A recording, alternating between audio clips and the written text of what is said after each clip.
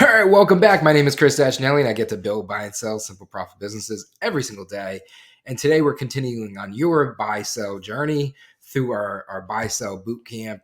And we're talking about the letter of intent, right? So we've already diligenced the deal. We found a deal on the market. We kind of did a little bit of preliminary diligence. And we're at the point where we now actually want to move forward and say, hey, this is something that we want to get into. We want to potentially acquire. Right. So it's a big moment in time. It's an exciting moment in time. And realistically, in terms of the scope of a deal, this is the starting point. The letter of intent, LOI, is where everything kind of really actually officially starts and kicks off in your deal structure. Before we start and kick off, though, a quick disclaimer, right? So the information provided in this video series, it's 100% for educational purposes. It's from my personal experience doing deals. It's from my personal understanding of doing deals, and I'm just sharing and paying it forward in terms of what I already have, in terms of knowledge and insights that I've been able to pick up and garner for myself. Please always consult a licensed professional before making any decisions based on the information provided in this video or otherwise in terms of taking actions into a deal, right? So let's kick into it. What is a letter of intent? An LOI is what it's oftentimes referred to. So if you're out there and you're looking at deals and you're reaching out to sellers and you're having conversations, you may quickly hear them say, "Hey, sign an NDA, right? Or let's get to the LOI, right?" Well, what does that mean? What is it exactly? So common misconception is that like an LOI is a very soft agreement, meaning like it doesn't really exist or it's just 100% in good faith. Not really the case. I mean, it's an agreement, right? So you're entering into a contractual agreement. Two parties will be signing things that are being discussed and written and disclosed, right, with agreed upon terms. It's just the fact that when folks say that it's non-binding, it's the fact that it's not binding you to the accountability of having to forcefully buy or acquire or committal to acquire the asset, the entity, or the acquisition, the transaction itself, right?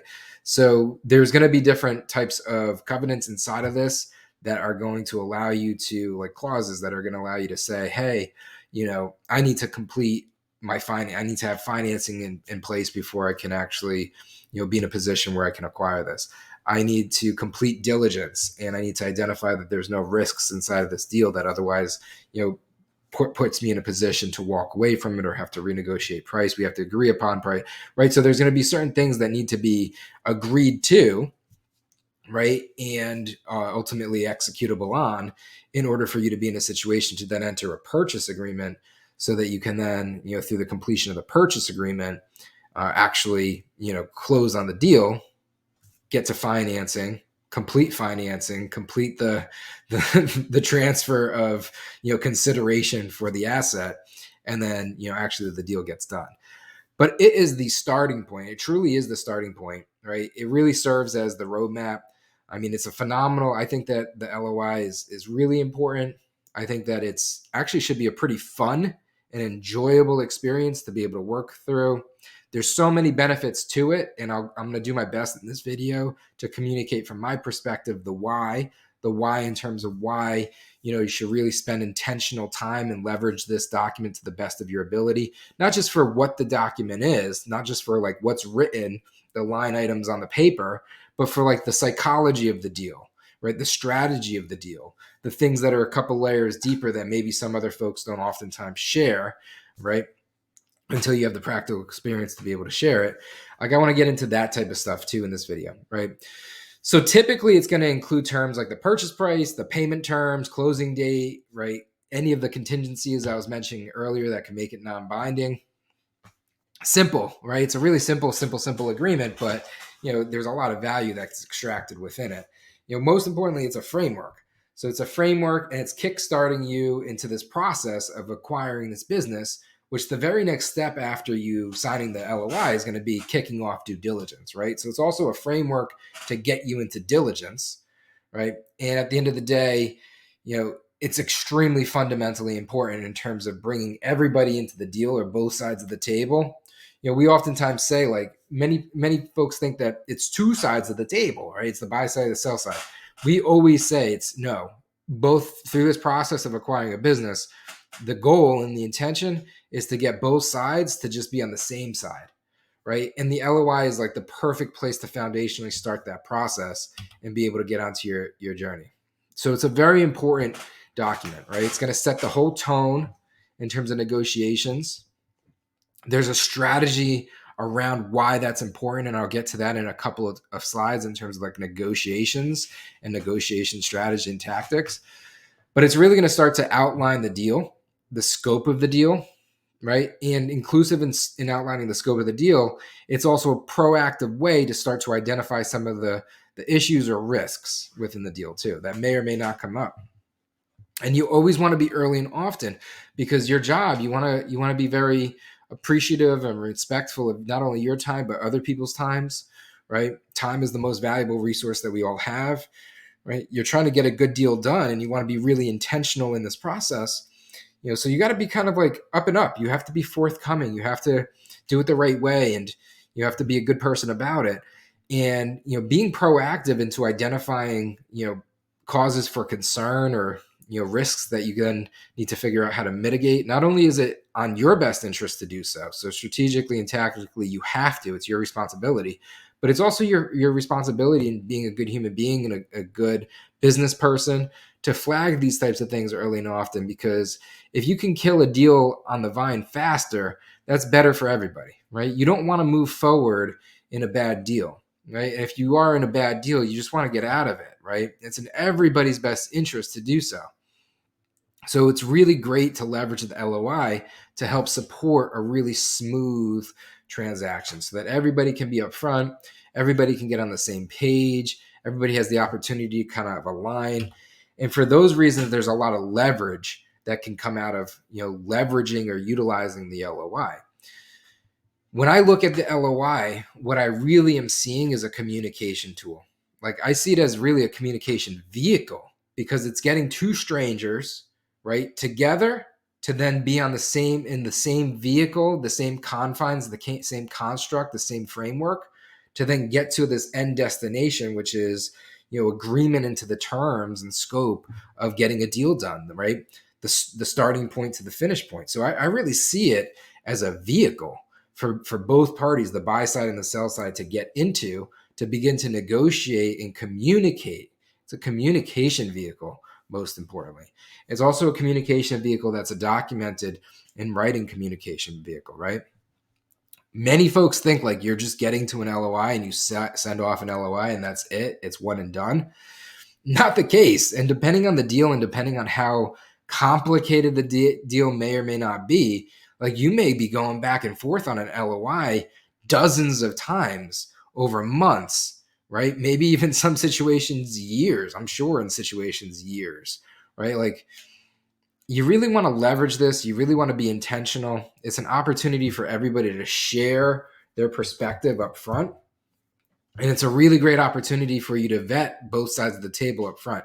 You can't do a good deal with a bad person, right? So leverage this, right? You really want to leverage this to be able to assess both sides of the tables and make sure that everybody's reading off of the same sheet of music, right? Make sure that that universal understanding in terms of continuity and alignment is there, right? So when we say it is there, like what is, right? What's the parts that we're trying to align into? So you have the purchase price, right? Which the purchase price is just going to be like what the agreed upon value is of the business that's in question, right? And then you're going to have the payment terms. And the payment terms is the opportunity for you to flag. I mean, for the sell side, payment terms and addressing this early and often is really, really important, because on the sell side, say you're selling a business, say we're selling a business or we're representing somebody selling a business, I want to make sure that the buyer has the ability to buy before I invest any sort of significant amount of time, effort, energy with them, right? You got to really make sure, you got to do your diligence to make sure that you got a qualified buyer. A lot of deals fall apart because there's not really a qualified buyer. Like a lot of time gets wasted. This is an early and often type of thing. So this is a place to kill the deal on the vine early and often from the sell side, right? Also on the buy side, strategically, like you want to be up and up and you want to be forthcoming in terms of how you intend to structure the deal in terms of regards to your payment and the way that you want to do the deal. Because if you need to do seller financing, you need to structure it as an earnout. You want to get that stuff out there, right? So that you can start negotiating through it and determine whether there's a deal to be done or not. Again, don't waste folks' times, right? So this is, again, an opportunity for everybody to get on the same page. On the price thing, like that should be fairly simple, because it's like the sell side is saying what they want, or the buy side came to them with an offer of what they are willing to give. So there's already a starting point from one side or the other. So it's fairly easy to be able to leverage that out. And then, as long as you start there and you're framing things out and everybody is aware, of these contingencies that are going to be placed, then you kind of like move the deal forward from there, right? In terms of moving it forward, you're also trying to manage expectations in terms of a timeline, right? So you want to manage timeline. Why? There's a why behind everything, right? So say you're a buyer and you've never bought a deal before and you don't have financing together, or you don't know what goes into diligence. So you don't know how much time it's going to take, all these things, right? Say you're a seller and like you need to get out of this deal in the next 30 days, right? You got to set timelines, because like if you're that seller and you're not managing expectations with timelines of 30 days, right? Or the buyer's not coming back and saying, hey, I need 6 months or 12 months, right? Like if you're not figuring out common terms there, the deal's going to fall apart. It's going to blow up, right? So it's in everybody's best interest there's a why behind it for everybody. You want to get on the same page. And the LOI is the place to get onto the same page. Simple deals, right? Simple deals with good communication have a higher probability of closing, right? Deals fall apart on the backside. So you want to really make sure that, like, as you endeavor to invest all of this time, effort, and energy resources, you're investing them in the right place intentionally. And this is just a great way to hedge your risks, right? Mitigate risk early and often by doing this very, very well and intentionally.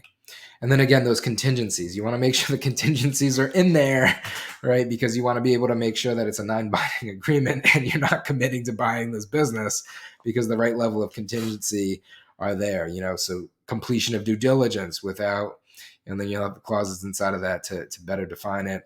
Again, all these things, you want to make sure that you're talking to your, licensed, professional attorney or whatever the case may be, right? But you're going to have like a contingency for diligence. Definitely, you're going to have a contingency for financing, without a doubt. If there's any sort of like legal or regulatory compliance, ESG, anything like that, you're going to want contingencies there. Like all the things that cover bases, right? It's a CYA type of thing. Now we're getting into the fact that we know the framework, so we got to negotiate. We got to leverage this framework, right? The LOI, again, a big part of the intention of the LOI is to make sure that both parties are communicating and that both parties are reading off the same sheet of music, same common vocabulary, talking about the same things, discussing the same things in the same way, same frameworks to keep it simple to move it forward, right? But there's also, psychology to a deal behind this too. So it's like, if you're finding early and often that you guys are saying totally different things, right? You have totally different perspectives, like you're off on price, right? First thing you're off is on price. Next thing you're off on the structure of the deal, the terms of the deal. Like somebody wants seller financing, the other person doesn't. Somebody wants an earnout, not really on the table. There's an ask without a give, right? Somebody wanted all cash. Meanwhile, the other person still needs to get third-party financing, right? It's an opportunity to assess the deal in terms of risk and negotiate into it. Also, by looking at what somebody's asking for, you can kind of understand their why or their need. And if you understand what somebody needs, everywhere there's a give, there's a potential for a get, right? So, for example, if somebody's looking for seller financing, right, maybe structured it, you could take the seller financing, and because you can't structure like exorbitant terms in terms of like the interest on the seller financing, et cetera, it needs to be fair, fair to market norms. You could instead do like a seller financing tied to like an earnout. So the sell side could do, and this is just an example. There's like a simple example, take it with a grain of salt, but just to show an example, if I see what somebody needs, right? If I'm on the sell side and I see what the buyer needs and they need that seller financing because they don't really have the means to be able to buy the business, but I think they're competent. I think they're capable. I think it's a good deal. I like the person, right? All the other things check out. And I think there's a deal to be done. I may offer and extend the seller financing, but I may structure it as an earn-out deal. So, I'll lower the price of the seller financing, perhaps a give. So I give a double give there, seller plus maybe a lower price.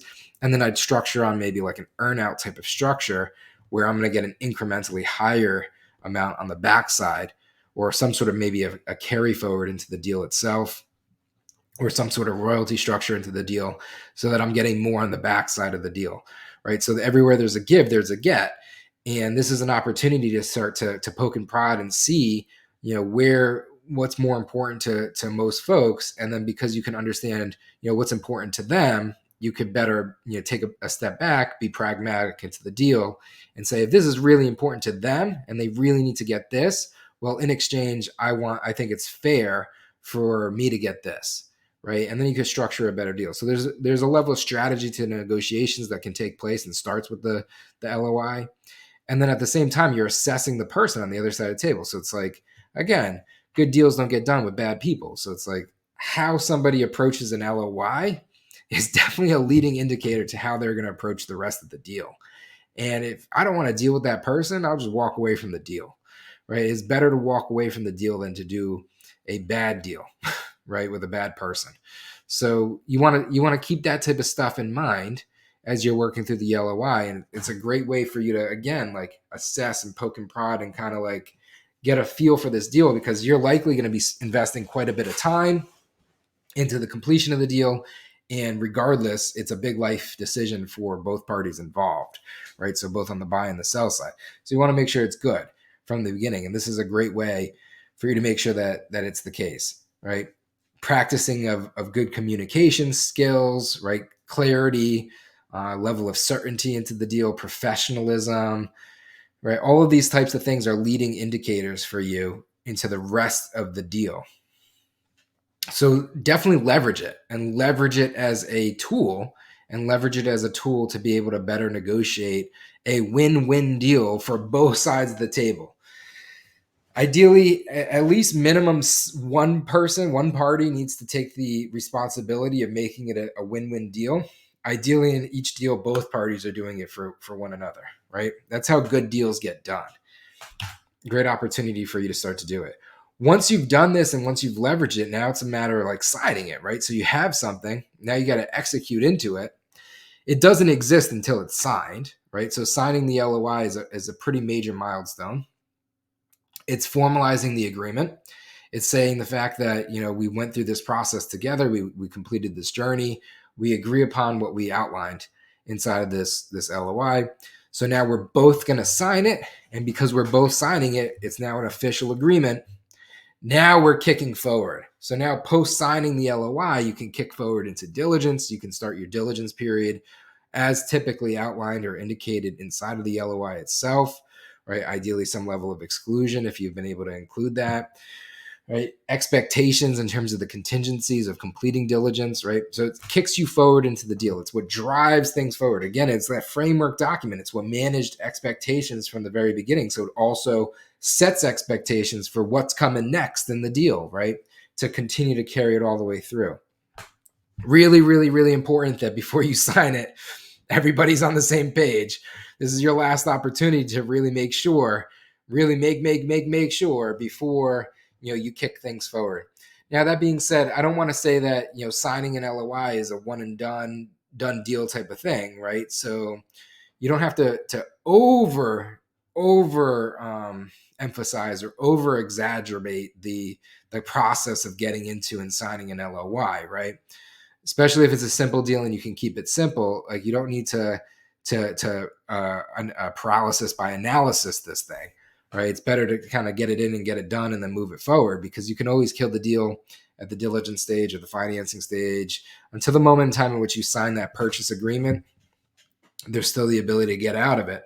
So I want you to take it with a somewhat level of a grain of salt, right? Because I know that I've been very ambitiously communicating the prevalence and importance of the LOI in this, but I want to manage expectations as well to the right level and the right degree here before we close off. However, once you sign this thing, you've signed it. Now you've kind of committed, and you do have it's a gentleman's pact to a certain extent. So that it's a good faith agreement, right? You're kind of putting your honor, you're putting your brand, you're putting yourself out there and saying, hey, these are the things we agreed to, and we're both going to do it in a very diligent manner, because this is a big deal, right? This is a potential life-changing moment in time for both of us, right? For you selling the business, me buying the business, you selling the business. This is a big deal. So let's take it serious. Let's treat each other with care, respect, and the rapport that's necessary to earn a great reputation and be able to continue to do this for a long period of time.